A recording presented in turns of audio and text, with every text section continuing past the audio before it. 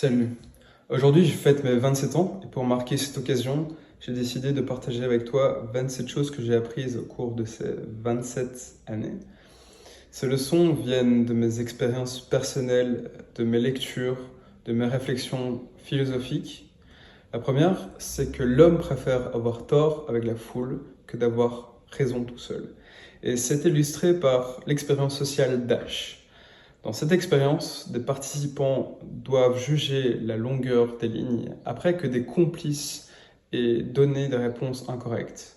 Les résultats montrent que 75% des participants se conformaient au moins une fois à l'avis erroné du groupe, démontrant ainsi la puissance de la pression sociale sur nos jugements. Les douches froides tous les matins. Les douches froides réduisent le stress en augmentant la sécrétion de dopamine et d'endorphine.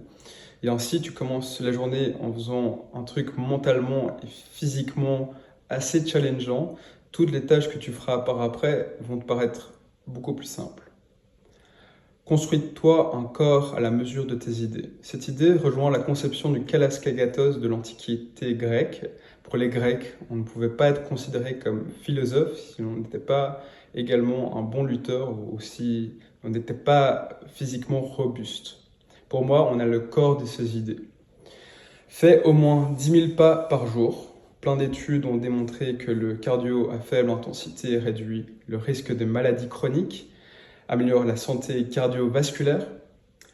Faire 20 minutes de création artistique sans but, que ce soit de l'art, du dessin, de la peinture, ça réduit le niveau de cortisol qui est l'hormone du stress. Lire pour mieux écrire pour mieux parler pour mieux inspirer.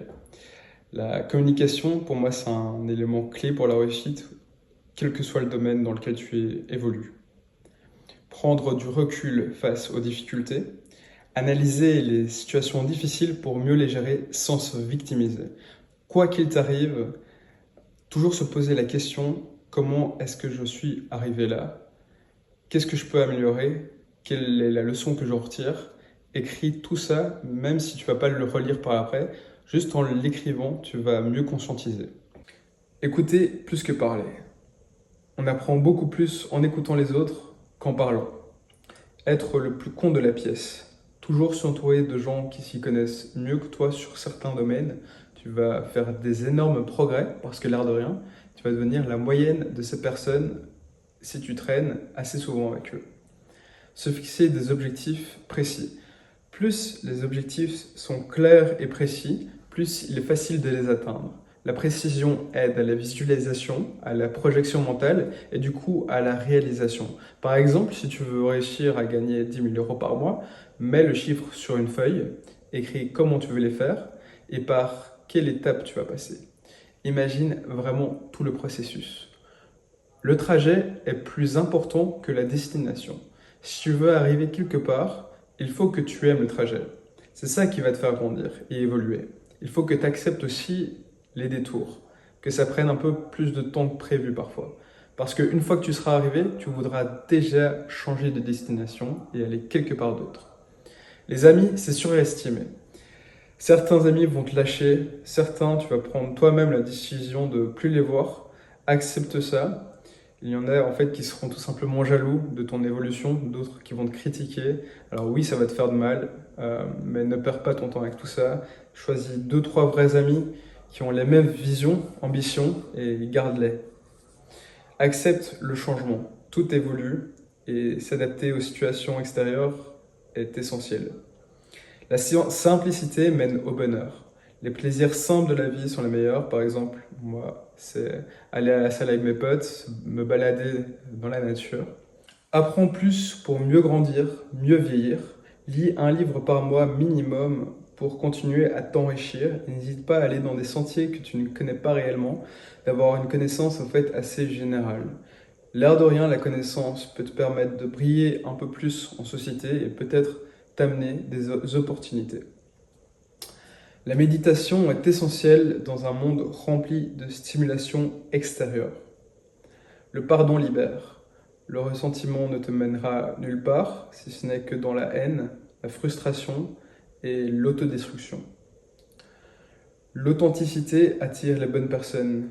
Être soi-même est toujours le meilleur choix. L'authenticité attire les gens qui te correspondront réellement.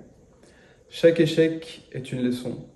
On vient d'une culture qui ne permet pas en fait trop les échecs, par exemple à l'école ou à l'université. Les échecs en fait sont pour moi des opportunités déguisées. T'apprends jamais aussi bien que lorsque tu échoues. La patience est une vertu. Tout ne vient pas tout de suite et c'est normal. Et en général, plus ça prend du temps, plus tu crées une fondation stable, que ce soit en business, que ce soit dans les relations amoureuses ou amicales. La philosophie offre des outils pour mieux vivre. Par exemple, moi, ça a été Nietzsche, Marc Aurèle, Spinoza et Schopenhauer. Ils nous offrent des perspectives précieuses et nous donnent certaines réponses à nos questions. Les réseaux sociaux peuvent t'éloigner de ton but. Passer trop de temps sur les réseaux sociaux peut te détourner en fait de tes objectifs. Tu vas avoir des entrepreneurs qui te vendent des rêves, qui vont te dire qu'ils ont changé leur vie en devenant OnlyFans manager. Tu vas tomber sur des meufs à moitié à poil, des gens qui prétendent être heureux alors que toi en fait t'es en train de scroller sur ton canapé. Est-ce que tu crois que ça te fait vraiment du bien? Cultive ton jardin avant de vouloir changer celui des autres. Je me souviens, une fois, j'étais à une soirée, un jour, je me suis retrouvé dans une chambre avec des gens qui parlaient de changer de monde alors qu'ils sniffaient de la drogue. La première réflexion que j'ai eue, c'était déjà qu'est-ce que je fous là? Et ensuite, c'était comment tu veux changer le monde si tu ne sais pas te changer toi-même et te sauver de la médiocrité. Prends soin de toi, sauve-toi d'abord, puis sauve ta famille, puis quand tu as assez de pouvoir, change le monde, si c'est ton souhait. Ne prends jamais rien personnellement. Il faut savoir que les humains agissent dans leur propre intérêt. C'est comme ça. Si les autres te font du mal, te critiquent, te jugent, c'est pas pour te faire mal, pas pour te nuire, mais c'est pour leur propre intérêt personnel. Le pouvoir de la gratitude. Ça peut paraître bête, mais le simple fait d'avoir des jambes, des bras et un cerveau qui fonctionne, d'être en vie tout simplement, ça représente une série de circonstances dont la probabilité est quasiment nulle. Ne considère jamais ce que tu as comme acquis. Le minimalisme apporte une clarté indéniable. Moins d'objets, moins de vêtements, moins de choix. Avant, je passais 20 à 30 minutes à réfléchir sur ce que j'allais porter. Et en réduisant le nombre d'objets, de vêtements, tu simplifies déjà tes choix, tu clarifies ton espace et ton espace mental. En moyenne, une personne prend environ 35 000 décisions par jour, même si la plupart sont inconscientes. Réduire le nombre de décisions mineures, comme celles liées aux vêtements, peut améliorer ta capacité à prendre des décisions importantes quand il le faut. La nature guérit. Être entouré de nature augmente les fonctions immunitaires, la durée de vie, réduit le niveau de cortisol et d'hypertension. Voilà, c'était tout pour moi. On se retrouve bientôt pour une vidéo du même style. C'était Traction Man. Ciao!